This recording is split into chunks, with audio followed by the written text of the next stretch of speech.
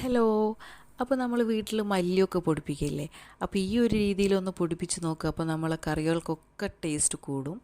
അപ്പോൾ നമ്മൾ കുറച്ചധികം കറിവേപ്പിലയും അതേപോലെ ഉലുവ, നല്ല ജീരകം, പെരുംജീരകം, പട്ട, ഗ്രാമ്പൂ, ഏലക്കായ്, അപ്പോൾ ഇത്രയും കാര്യങ്ങളൊക്കെ നമ്മൾ എടുത്ത് വെച്ചിട്ടുണ്ട്. ഇനി ഇതെല്ലാം നമ്മൾ നല്ലോണം കഴുകി വെയിലത്തൊക്കെ ഇട്ട് ഉണക്കി വെച്ചിട്ടുള്ള നമ്മളെ മല്ലിയിലേക്ക് ചേർത്ത് കൊടുക്കണേ. അപ്പോൾ നമ്മൾ ഈ എടുത്ത് വെച്ച മസാലകളൊക്കെ ഇതിലേക്ക് ചേർത്തിട്ട് നമ്മളെ കറിവേപ്പിലയും കൂടിയും ചേർത്തിട്ട് ഇനി ഇത് നല്ലോണം ഒന്ന് വറുത്തെടുക്കാൻ പോവുകയാണേ. അപ്പോൾ നമ്മൾ അടുപ്പിലാട്ടോ ഇത് വറുത്തെടുക്കുന്നത്, ചെറിയ തീയിൽ.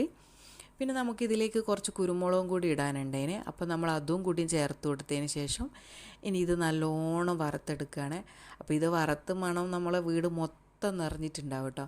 അപ്പോൾ ഇതിൻ്റെ പാകം അറിയാൻ വേണ്ടിയിട്ട് നമ്മൾ ഇതിലിട്ടിട്ടുള്ള കറിവേപ്പില പൊടിഞ്ഞു പോയിട്ടുണ്ട്. ഇനി ഇത് നല്ലോണം ആറിയതിന് ശേഷം നമ്മൾ മില്ലിൽ കൊണ്ടുപോയി പൊടിപ്പിച്ചെടുത്തിട്ടുണ്ട് കേട്ടോ. അപ്പോൾ ഇനി നമ്മൾ കറിയിലേക്ക് വേറെ ഒരുപാട് മസാലകളൊന്നും ചേർക്കേണ്ട ആവശ്യമില്ല. ഈ ഒരൊറ്റ മല്ലിപ്പൊടി മാത്രം ചേർത്താൽ മതി. അപ്പോൾ നിങ്ങൾ ഇനി ഇതൊന്ന് ചെയ്ത് നോക്കണേ.